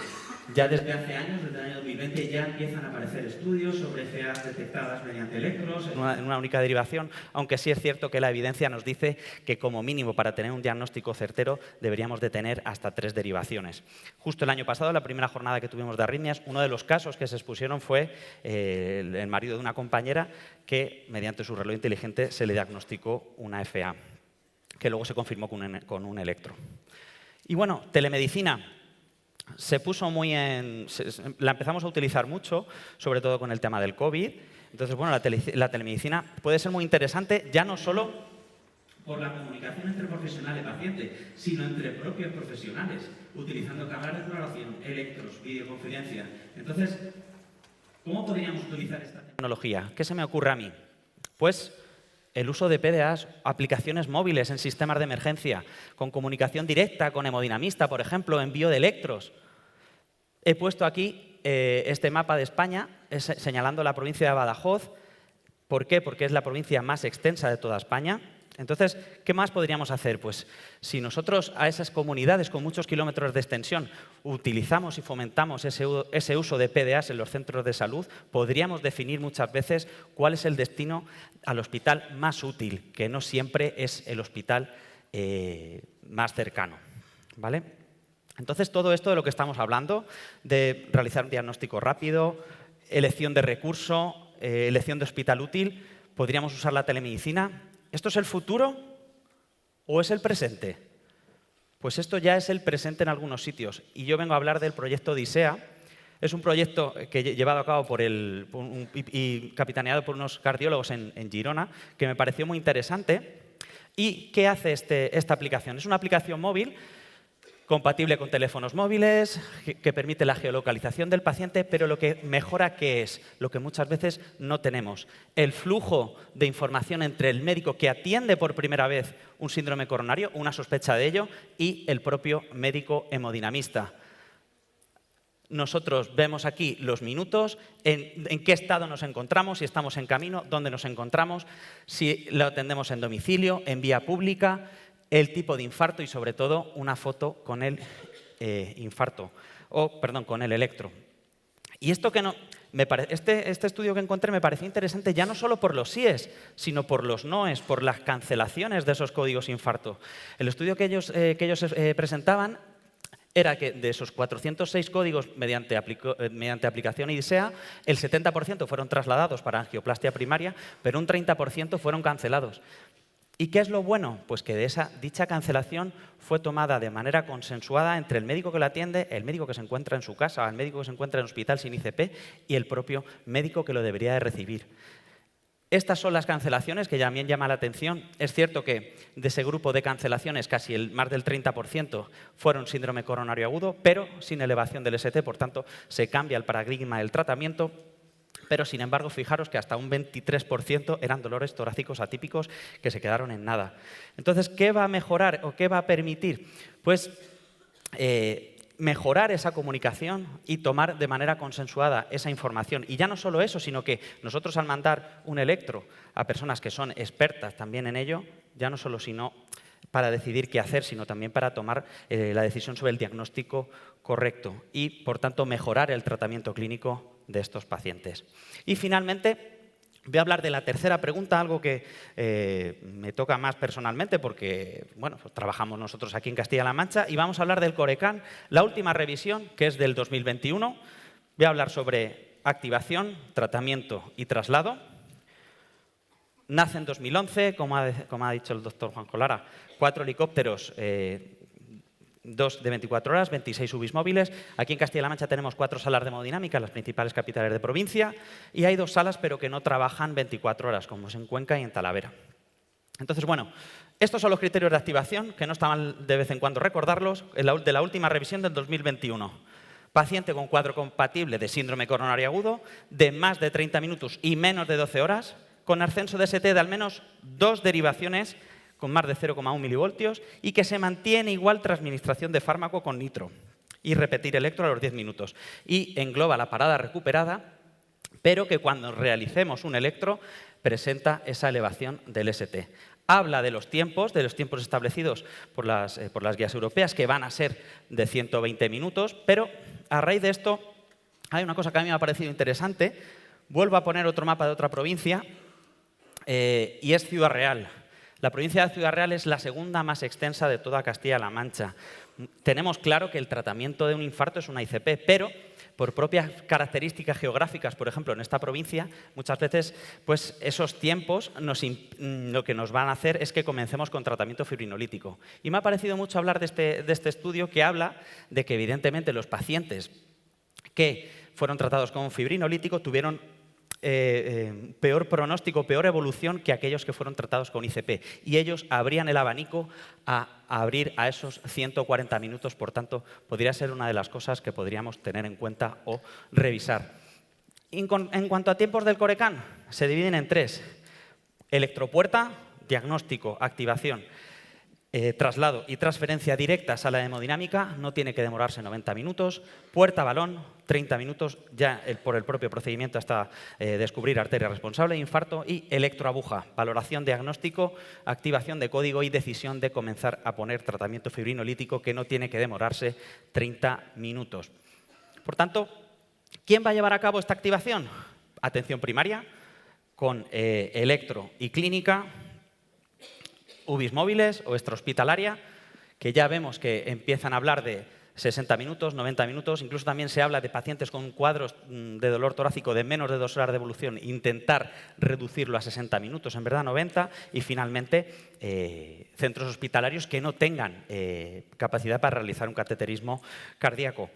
¿Cuál va a ser el resumen? Pues el resumen más o menos es que idealmente el paciente debería llegar a una sala de hemodinámica en un tiempo que varía entre los 60 y 90 minutos posterior al diagnóstico. Que la decisión y la activación no tiene que demorarse más de 10-15 minutos y que la consulta de hemodinamista solamente si el médico que lo atiende lo solicita, ¿vale? Y esta comunicación se establecerá cuando alguno de los... Lo recalco porque muchas veces pues cuando llamas al 112 te pasan directamente con él y al final son pérdidas de tiempo. Es cierto que si hay fibrinolisis extrahospitalaria, la transferencia tiene que ser en el hospital, avisando al médico de urgencias, y que no habría que demorarse en esperar resultados analíticos, pruebas de imagen o ser valorado por otras especialidades. Caso que me recuerda al caso de ayer, que quedó segundo, sobre pruebas o no. Hablamos ya de las guías del 2023 que hablan de que realizar un ecocardio a pie de cama, cuando tengamos esta situación clínica, había bajado su evidencia. Con respecto al electro poco que añadir, debe realizarse los 10 primeros minutos, si tiene elevación en cara inferior, realizar derivaciones inferiores. Y con respecto al tratamiento, tampoco me voy a meter mucho, pero bueno, te habla de doble antiagregación, con respecto al P2I no se moja, simplemente el que esté disponible. Sí que habla de que si utilizas, por ejemplo, ticagrelor, que tengas que pasar la escala cruzade. Oxigenoterapia, analgesia, nitroglicerina, betabloqueantes no de uso sistémico y trombolisis, que no me voy a meter en las propias consideraciones del tratamiento con trombolisis, pero que sí que en estos casos sí que te indica que comentes el caso con el hemodinamista de guardia, que será un poco el que decida si hacerlo o no. Entonces, volviendo a la primera pregunta, sobre si es lo mismo infartarse en cualquier sitio de España, pero yo aquí y en la misma comunidad. Bueno, vamos a poner 2 ejemplos. El ejemplo 1, un aviso a domicilio por un varón con dolor torácico intenso, con sudoración profusa y malestar de 30 minutos, 40 minutos en Campo de Cristana. La dirección que he puesto es la dirección de mi casa, he infartado a mi padre. Pero bueno, aquí está Campo de Cristana para que nos hagamos un poco la idea, está un poco a caballo entre Ciudad Real y Toledo, entonces se avisa al 112, 3-5 minutos, activación de UBI móvil, 3-5 minutos también, llegada a domicilio en condiciones ideales unos 14 minutos, monitorización, realización de electro, decisión de traslado. ¿Y dónde se podría trasladar este paciente? 2 opciones, o a Ciudad Real o a Toledo. transferencia directa a sala de hemodinámica y, bueno, condiciones ideales. Si lo trasladamos a Toledo, 101 minutos. Si lo trasladamos a Ciudad Real, 112 minutos. Por tanto, los 90 minutos de los que habla el código, incluso si el dolor es de menos de 2 horas, ya no los estamos cumpliendo. Otro ejemplo, pacientes mismas características, pero en Carrión de Calatrava. No tengo nada contra Carrión de Calatrava, que conste.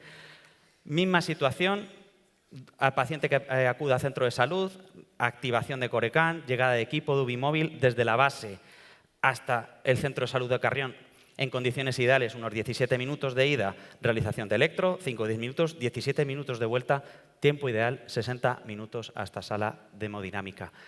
Por tanto, somos conscientes que geográficamente no es lo mismo infartarse en un sitio que en otro, pero teniendo en cuenta eso, lo que deberíamos de intentar hacer es minimizar las pérdidas de tiempo que se podrían considerar innecesarias a la hora de hacer activación, lectura de electro, tratamiento y traslado de forma más óptima posible, porque, volviendo a lo que había dicho antes, el tiempo es tejido.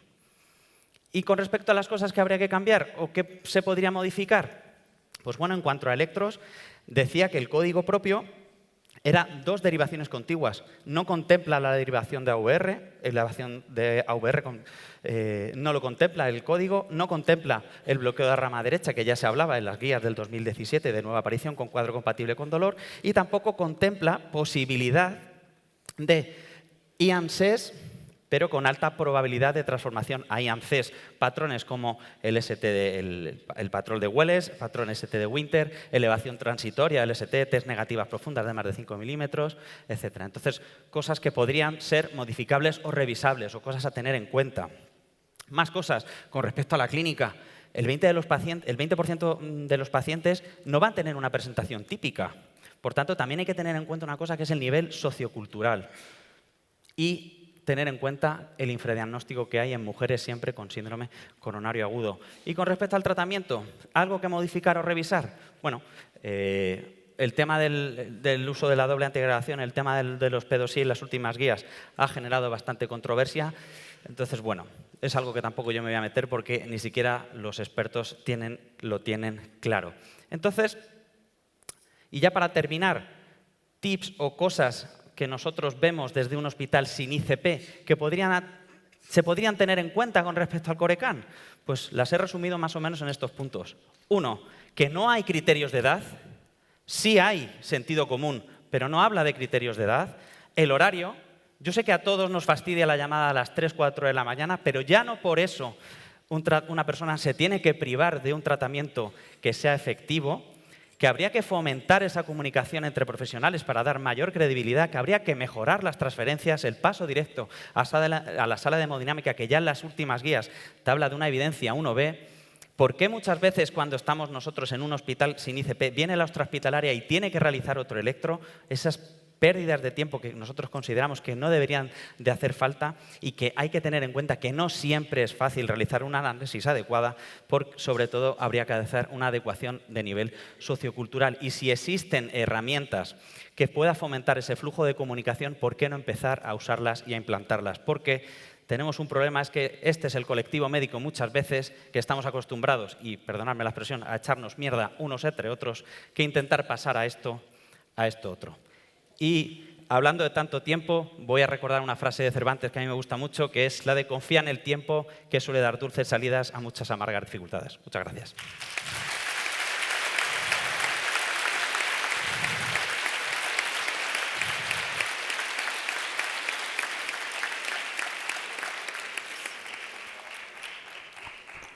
Pues muchísimas gracias. Vamos, ha sido una pasada. Bueno, vamos a pasar a las preguntas. Imagino que tenéis muchísimas preguntas, porque han sido 3 temas de candela. Os invito, por favor, si encendéis la luz y podemos ver quién está disponible a preguntar. Gracias. Sí.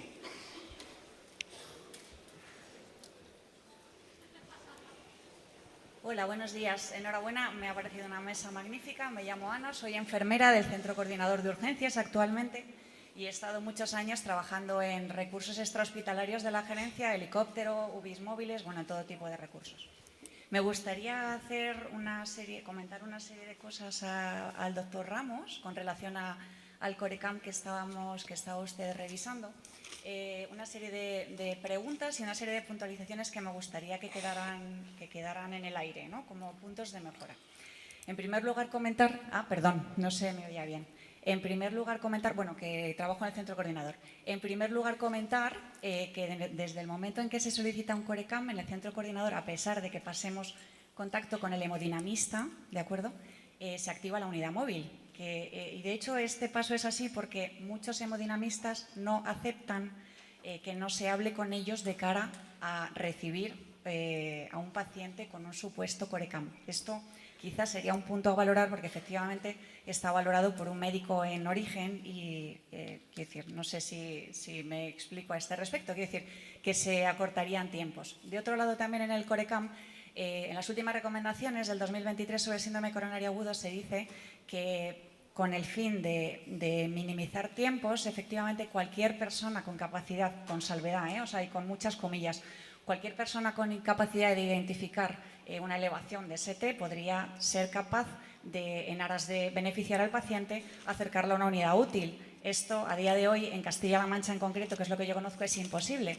Y también porque hay en algunas unidades, en el procedimiento no está contemplado como tal, y porque en algunas unidades el servicio de hemodinámica hay veces que no acepta que no sea un médico el que inicia el traslado, que en ciertos aspectos me puede parecer bien, pero es que ni siquiera consideran que es válido el médico de atención primaria de cara a aceptarlo. Es de ahí que se solicite que el médico de la extrahospitalaria haga otra confirmación diagnóstica con otro electro, lo cual, como usted bien ha apuntado, enlentece el tiempo, por desgracia. A pesar de que en el Corecam todo esto, no son quejas, son puntos de mejora, pero bueno, que dado que todos estamos aquí compartiendo experiencias, pues me gustaría también que se viese desde el otro lado.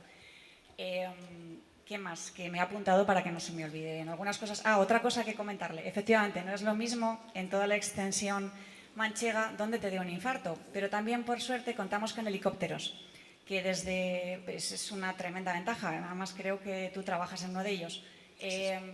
Porque cuando se valora que el tiempo es muy extenso, automáticamente se activa un helicóptero que minimiza los tiempos de traslado enormemente y del cual nos hemos beneficiado muchísimo estos años.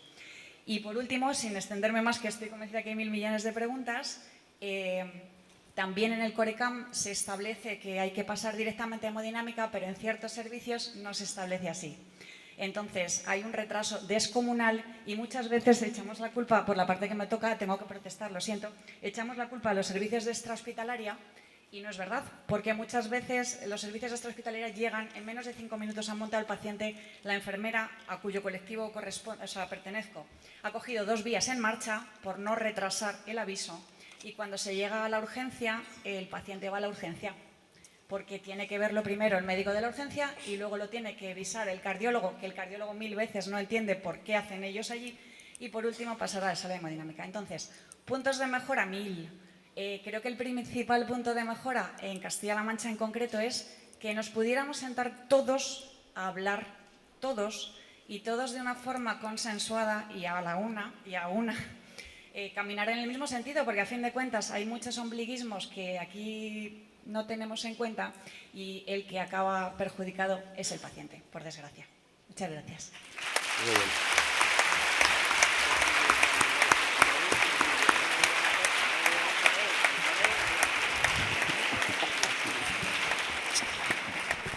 Esto me voy a chivar yo a Moreu. Realmente no, llevas razón en todo lo que has dicho, que yo creo que acompaña un poco a lo que yo también es lo que intentaba exponer.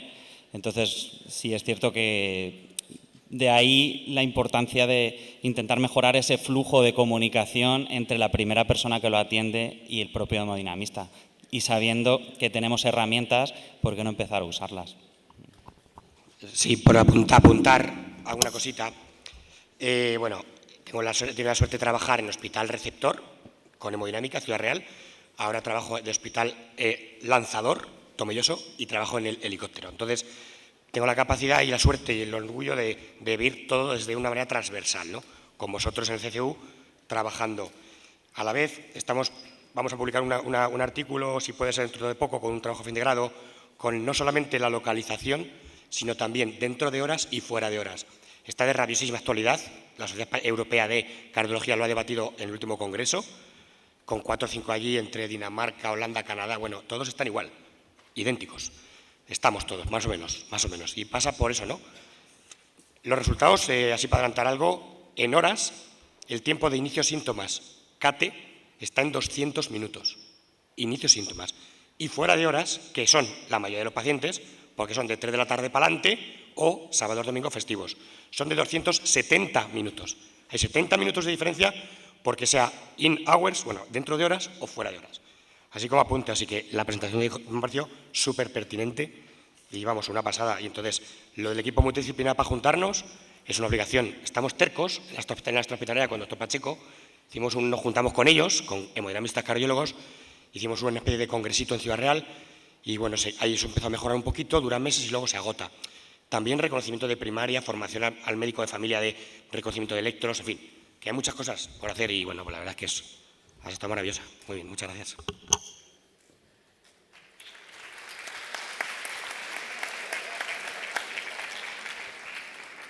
Buenos días por aquí.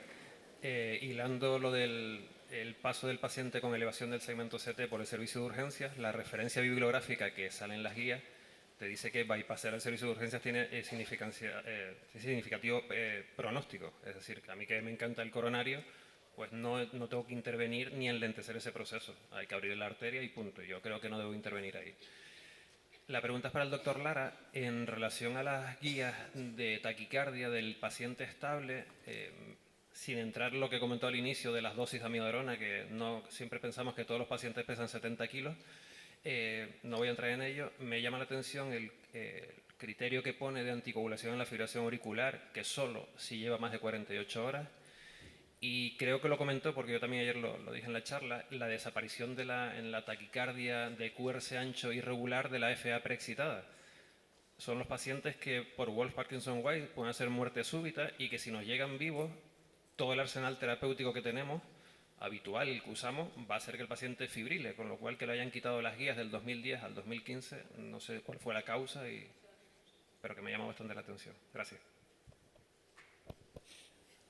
Estoy de acuerdo contigo que aparecía, lo comentabas tú ayer, y bueno, ahí está. ¿Qué pasa? Que siempre nos queda que el abordaje de ese tipo de pacientes habitualmente vienen en inestabilidad. Los que yo he podido revisar vienen bastante inestables.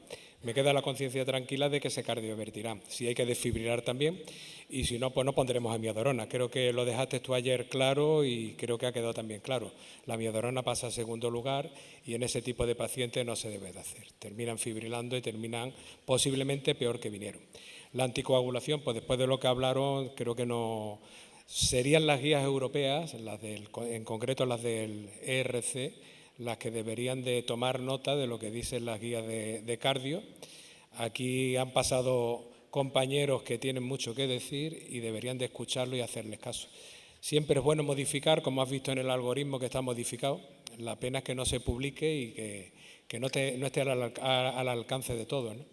Y yo creo que poquito a poco mejoraremos las situaciones, igual que hemos visto desde ese negro-gris a los colores, a menos colores y más claridad, ¿no? Y ponernos más al día y que sea de verdad eficiente, eficaz y seguro. Bueno, con respecto a la anticoagulación en menos de 48 horas, lo que ha pasado históricamente es que los europeos aprendimos a hacer guías después de los americanos. Entonces, en unas guías conjuntas del 2006, que fueron las últimas conjuntas, pues los americanos mandaron al equipo a Waldo, no sé qué, y Europa hizo una reunión en la Sociedad Europea de Cardiología y mandamos a la Pelús. Entonces, cuando se juntaron los europeos con los americanos, estaban juntando gigantes con no gigantes.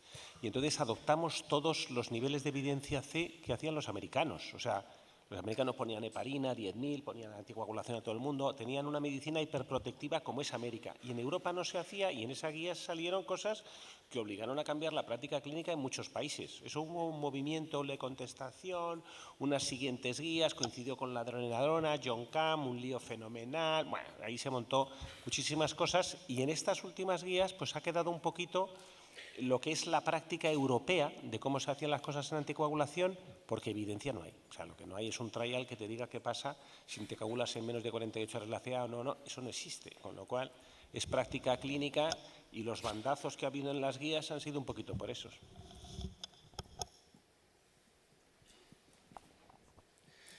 Sí, bueno, yo quería comentar una cosa.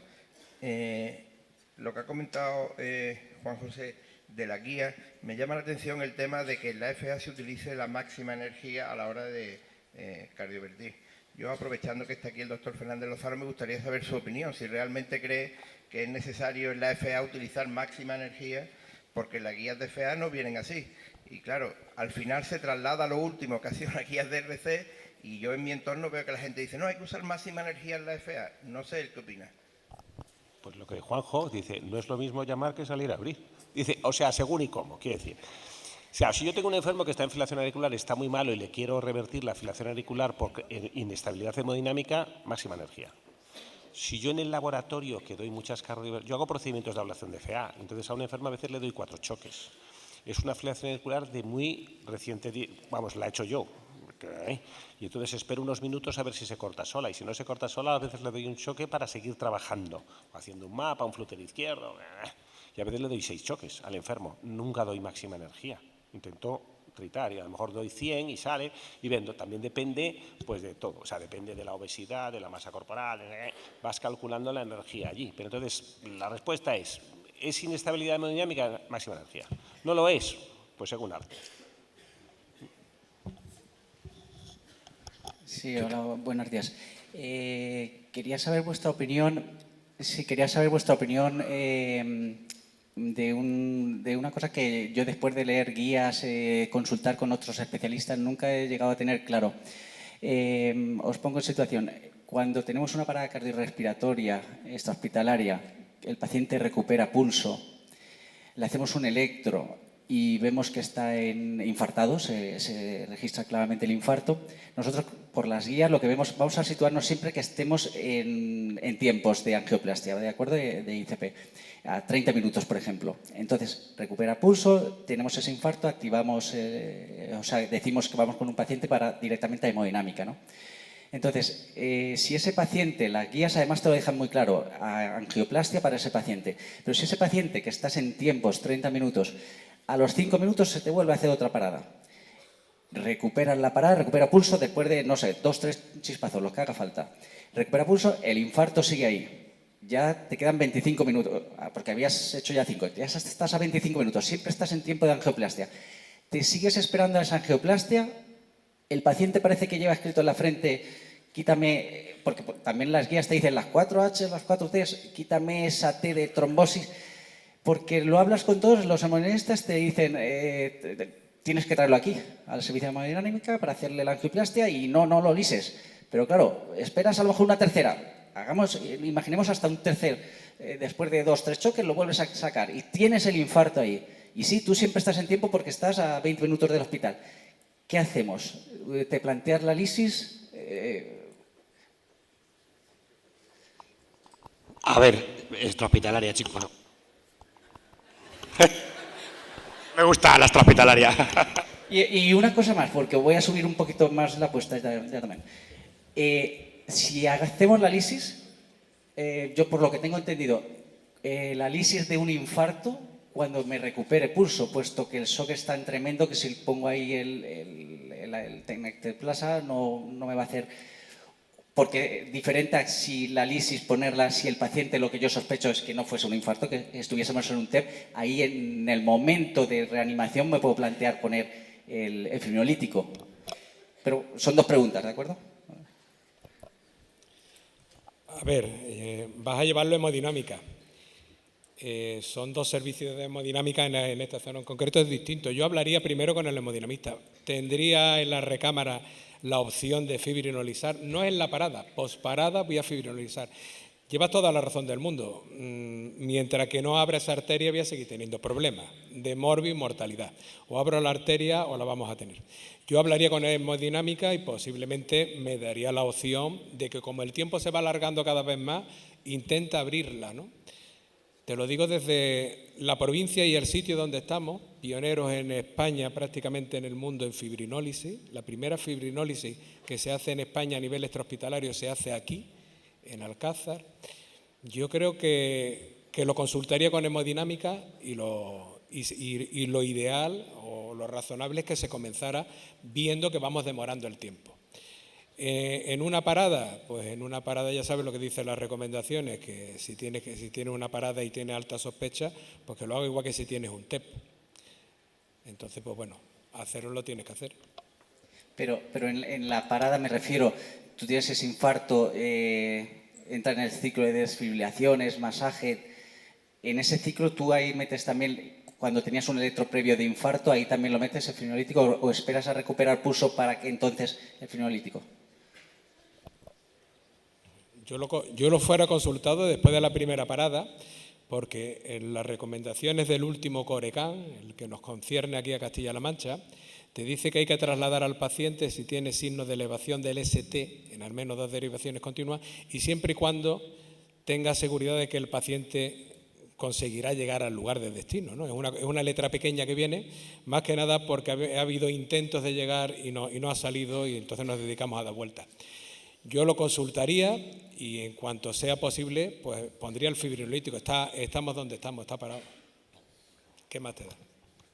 Sí, a ver, yo estoy de acuerdo con Juanjo. Un paciente que está parándose constantemente por un trombo en una arteria coronaria necesita de manera inminente un fibrinolítico. Lo puedes llamar al mayorista, de acuerdo, a la vez que le estás diciendo, le he puesto el fibrinolítico, directamente. Lo tengo claro. Quizás yo sea demasiado agresivo en la calle, por lo que todos me conocen, pero es verdad que un paciente que te está parándose constantemente, tienes una parada, 2 paradas, 3 en estabilidad, malísimo, aunque estés a 1 minuto, se lo cascas porque se te está muriendo a ti, al otro no, a ti, en la calle, no. Lo llamas y le dices, que sepas qué ser eres, o sea, que ya le he puesto el fibrinolítico. Y como hemos dicho, cuando ¿De qué? No sé. Y lo que decía, cuando en esa que recuperas el pulso, no cuando te metes a lo mejor en un ciclo de que estás en ese algoritmo que estás 5 desfibrilaciones llevas, ahí no te planteas el fibrinolítico meterlo, porque en ese momento no es si te recupera pulso, que dices después de la que has sudado, ahí es cuando lo metes. Yo pondría el fibrinolítico en cuanto tenga la sospecha diagnóstica.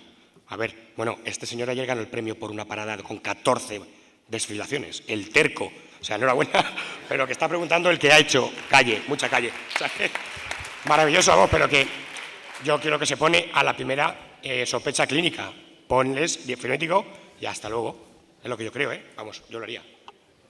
Yo no me calo una parada más y otra parada más y otra parada. Y el otro, no, espérate que tengo preparada la aguja. Sí, pero este le está muriendo aquí. Gracias. Hola. Yo soy Guillermo Burillo, hablé antes y soy médico de urgencias y jefe de servicio. Para los 3 médicos de extrahospitalaria son 2 reflexiones políticamente incorrectas, pero Pascual Piñera me conoce y la tengo que decir. Lo del tiempo puerta, lo que sea, me toca las narices, ¿vale? Porque en la puerta no se atiende ningún paciente que yo sepa. El plan andaluz de urgencias ya sí que habla tiempo de puerta, registro de datos, tiempo de puerta, registro de datos, triaje, tiempo de puerta, registro de datos, triaje, asistencia en críticos, ¿no? Y en segundo lugar, ustedes lo han dicho, y algunos de Nacho Ayala y otros, es que el paciente a veces se queda en urgencias porque, como lo han dicho ustedes, el hemodinamista no ha llegado, ¿no? O el paciente viene de una parada y dice, espera, mételo en urgencias que ya voy yo allí a ver cómo está de estable, porque a las 3 de la mañana meterlo en sala de hemodinámica. Con lo cual yo creo que esto es un dato cuando hablemos de tiempos de retraso, ¿no? A mi servicio me atribuyen tiempos que no son míos, que son porque alguien está llegando. Sé que no hay 2 servicios de emergencia iguales en España, no hay 2 servicios de urgencia iguales en España. De hemodinámica parece que sí, no conozco la formación, no sé qué acreditación tienen, pero me lo imagino, ¿no? Que es cortando huevos se aprende a capar, ¿no? Eso es lo que siempre con un experto detrás, Patatín, el MIR, fantástico. Y la segunda reflexión es sobre todo al doctor Ramos. En todos estos algoritmos son fantásticos, ¿no? Parece que hay un deseo sexual entre que el sistema de emergencias y el hemodinamista, ¿no? Que son una pareja en la que no vale un trío. O sea, el personal de urgencias no entra ahí. Pero cuando el hemodinamista descarta el código infarto, ¿el enfermo a dónde va? ¿A dónde lo lleva esa ambulancia? Al servicio de urgencias. Aquí debe ser que los servicios, y me alegro, tienen todos camas de sobra, tienen todos voz de críticos de sobra. Yo conozco muchos servicios donde estamos hasta aquí, ¿no? Y tienes los voz de críticos ocupados y te llega una ambulancia con un enfermo que está jodido, que tiene un dolor torácico y que hay que atenderlo. No irá a la angioplastia. Pero entonces, yo lo que echo de menos, en Canarias lo hicimos, pero quedó escrito en el papel, es que ese paciente que el hemodinamista rechaza, hay que hablar con el médico de urgencias que lo va a recibir. Y creo que esa pata lo has puesto, Paco, en tu diapo. Me falta. A mí me falta una tercera que está, en los algoritmos de Canarias está, insisto, aunque no se cumple. Descartado código infarto o como se llame, código urgencias o código no sé qué, respeto al profesional de urgencias y sobre todo que el paciente estemos preparados para tratarlo de la mejor manera. Gracias.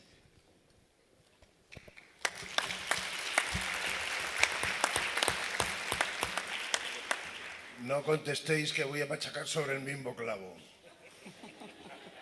Yo soy Ricardo Juárez y aquí soy médico de urgencias, trabajo en Talavera de la Reina y aquí represento a las SEMES de esta comunidad. Sociedad Española de Medicina de Urgencias y Emergencias. Empiezo a sudar cuando veo en el algoritmo consultar con un experto. Joder. Consultar con un experto acojonante. O sea, es que me tiraría la pantalla y arrancaría la diapositiva esa. Lo de la puerta ya no lo viene a comentar, porque ayer me preguntaron cuántas puertas había en mi hospital y les dije que 4, que probablemente a lo mejor la más adecuada era entrar por donde se meten los alimentos a la cocina. Y luego hay una cosa que también me llama poderosamente la atención, es ¿cuándo actúo? ¿Me pasará algo si actúo? Y si esto pasaba hace muchos años cuando la comunidad empezó a hacer los cursos de RCP por los centros de salud en las diferentes áreas. Y yo es que, perdón, soy enfermera. ¿Yo puedo desfibrilar? Digo, joder, si el infarto me da a mí, por favor, hazlo. Luego ya con otro te lo piensas. Si es tu suegro, este no le voy a desfibrilar. Que se joda. Vale, estupendo. ¿Entiendes? Pero es acojonante cómo, coño, damos incluso un premio merecidísimo a alguien que espera 50 minutos para poner un fibrinolítico cuando se le está parando. Si le estás poniendo el fibrinolítico a un muerto, si está muerto. Como decimos los cazadores con los perros, cuando se ensañan, muerta, muerta, muerta, muerta. Le das así una ramita y dices, muerta, muerta, para que suelte. ¿Pero qué coño estamos pensando si está muerto? Si estás a 80 kilómetros de cada uno de los centros, aparentemente, entre muchas comillas, centros que pueden actuar, que estoy de acuerdo con el doctor Murillo, pero actúan, ¿cómo no le vamos a poner el cascabel al gato de una vez? ¿Cuántos hay de guardia localizada que no van nunca en sus guardias localizadas? ¿Por qué cobran? ¿Cuándo vamos a ser los de urgencias capaces de ser especialistas en urgencias? ¿Qué le vamos a contar a nuestros residentes al año que viene cuando vengan? Cuando te pregunten. Pues coño, para 2 cafés, eso se lo digo yo a mis residentes. ¿Cuánto le pongo de esto? Pues una ampolla, hijo. Si las ampollas están hechas para un tío medio. Que no te pillen. Con la ketamina. Coño, vamos un poquito, vamos a ponernos en forma. Vamos, digo yo. Muchas gracias. Ricardo, explícales las ampollas de Propofol por si acaso. No, a ver, Ricardo, es que este tema es candela. Yo lo sabía que esto iba a reventar. Vamos a ver, esto es como todo en medicina. Nosotros en Tomelloso hemos conseguido una llamada a 3, hacemos tríos, nos encanta además, que es el médico de urgencias, hemodinamista y CCU a la vez. Lo estamos extendiendo, no sé si se extenderá entre más hospitales, pero es una llamada maravillosa, porque ahí el hemodinamista también está diciendo sí, no, bueno. En el sistema anglosajón, que trabajé 4 años, no se puede decir que no a ninguna derivación, a ningún especialista. Si luego lo haces mal, ya pasarás por mi puerta. Pero el sí está obligado. Obligado, ¿por qué? ¿Qué preferimos? ¿Un falso negativo? ¿Un tío que me dicen no es infarto y se muere en la calle? ¿O un 10% de falsos positivos? Que son los que tienen todas las intervenciones. Una apendicitis en blanco. ¿Cuántos cates en blanco hace un hemodinamista? Uno, ninguno. No me jodas, hostia. Habrá que hacer cates en blanco, coño. ¿Por qué? Porque se nos muere la gente. O sea, que los hemodinamistas sepan que hay que hacer un 10% de falsos positivos, es que es así. Y que se lo calen de una vez. ¿Qué ocurre? No es solo culpa de hemodinámica. O sea, el sistema de salud, estamos lleno de profesionales de todo tipo, la heterogeneidad de la especialidad de urgencias, centro de salud, puntos de atención primaria, interpretar un electro en condiciones, que el paciente vaya al médico. O sea, se juntan muchos factores, ¿vale? Pero es verdad que ese cascabel lo tienen. Bueno, imagínate para aceptar un extenso de SC así, pero ahora ¿quién coge un OVR ascendido y toda la cara anterior descendida? El otro día, 53 años, cadáver. Gracias. O sea, es que no podemos tolerar eso, yo creo. Y es juntarnos con ellos, darles muchísimo protagonismo, porque si no, no van a aceptar. Sois vosotros, pero hacernos caso. Y eso lleváis muchos años y nos lo estáis inculcando, Ricardo. Así que es así, yo creo. Yo quería hacer una reflexión sobre eso. Yo creo que el código lo tiene que activar el médico que está con el paciente y el otro lo tiene que recibir. Y yo creo que al final los resultados son buenos, ¿no? Yo creo que los resultados difícilmente el paciente cuando llega a una sala de hemodinamia no se le hace el cateterismo porque los códigos están bien activados y cuando lo hemos mirado están bien activados. No podemos depender de una llamada. La llamada tiene que ser de apoyo. Y yo creo que los códigos los activan los urgenciólogos. Y el hemodinamista y el cardiólogo se lo tiene que querer y está para cuando lo consultemos. Yo lo que quería tirar es una pregunta a la mesa. Yo creo que Juan José, yo recuerdo al doctor Lara y a Pacheco cuando lucharon por la fibrinolisis extrahospitalaria en España. Los primeros estudios los publicaron ellos. Y yo vengo de una comunidad ahora que no hacemos fibrinolisis. Yo vengo de Cataluña. En Cataluña la fibrinolisis ha quedado fuera. Y además Ramos ha sacado el dato de que igual 140 minutos sería tolerable, pero ¿en qué pacientes? Yo creo que tenemos que nuestros códigos de infartos pusimos un tiempo que nos generaba confianza a todos. Para hay unos pacientes que tengan 40 o 50 años, una hora de evolución y un ST elevado en cara anterior, que no los estamos lisando ni estamos cumpliendo los tiempos que ya la Stem for Life nos decía. Por tanto, ¿dónde queda la fibrinolisis en el código de infarto? No me refiero a los de mucho tiempo, me refiero a los de tiempo de evolución corto, paciente joven con infarto extenso, que no los estamos lisando. Cualquiera me sirve, de los cuatro. Yo creo que como antes ha dicho cuando se ha puesto el otro caso anterior, yo creo que al final es comentar caso y decidir si se hace o no se hace. Evidentemente el tratamiento de un síndrome coronario con elevación del ST, eso está claro, que es la angioplastia.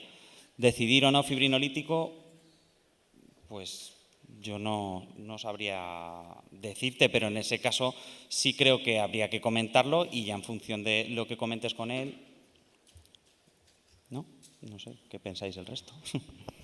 Yo puedo decir que en Madrid alguna fibrinolisis hay. No es que se haya excluido del todo, y no solo por grandes distancias o tiempos largos. Bueno, me comentan que una última pregunta, por favor, porque son temas de mucha llama, flama. Yo que llevaba esperando mucho tiempo. Ya.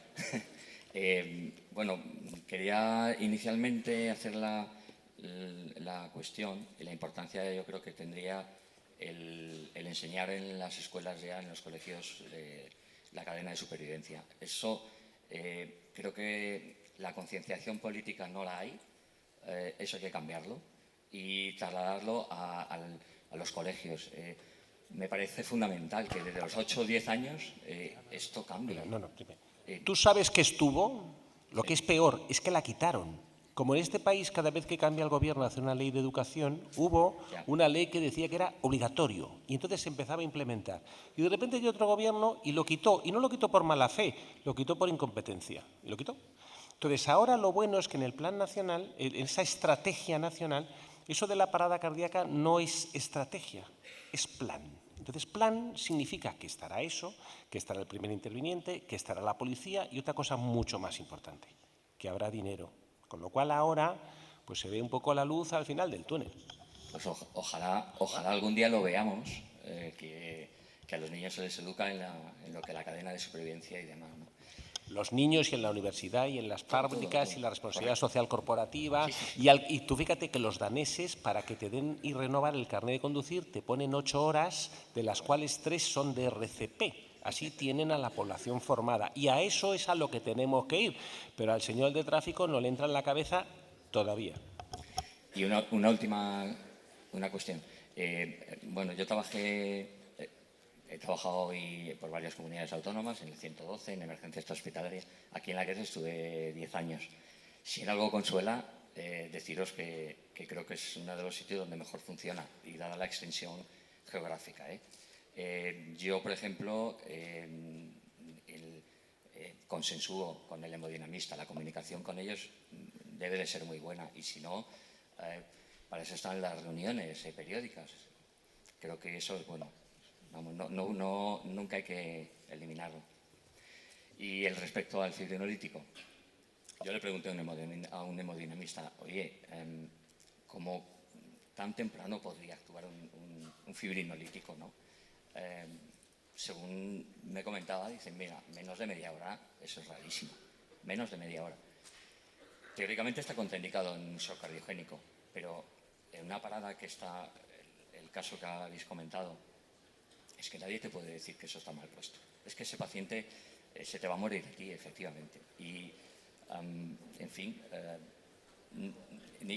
las cosas no son ni blanco ni negro. Y entonces, bueno, tanto es más rentable cuanto más joven es el paciente, también me decía el hemodinamista, por cuanto el coágulo es más fresco, ¿vale? Y cuanto menos tiempo de duración lleve el cuadro, ¿no?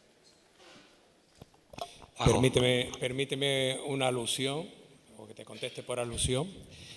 En esta comunidad somos segundos en España en formación a nivel de RCP en los colegios. Ya quedó constancia en la última reunión que tuvimos del CER en Salamanca. Vamos detrás de Cataluña, que son los pioneros. Ellos montaron su Proces y aquí montamos el ProRescue, el programa de resucitación en las escuelas. El impacto en el año 2018 superaba los 80.000 niños. Hemos pasado ya los 1.500 docentes de secundaria formados en soporte vital con desfibrilador, con DEA. Y entonces creo que es una experiencia muy importante y, bueno, como ocurre aquí muchas veces en La Mancha, no se da valor a las cosas. Somos segundos en España en formación de niños en las escuelas y, obviamente, se activa el ictus, se ponen en alerta al niño sobre el ictus y el coronario, ¿vale? Enhorabuena. Gracias. Muchas gracias, ha sido un placer.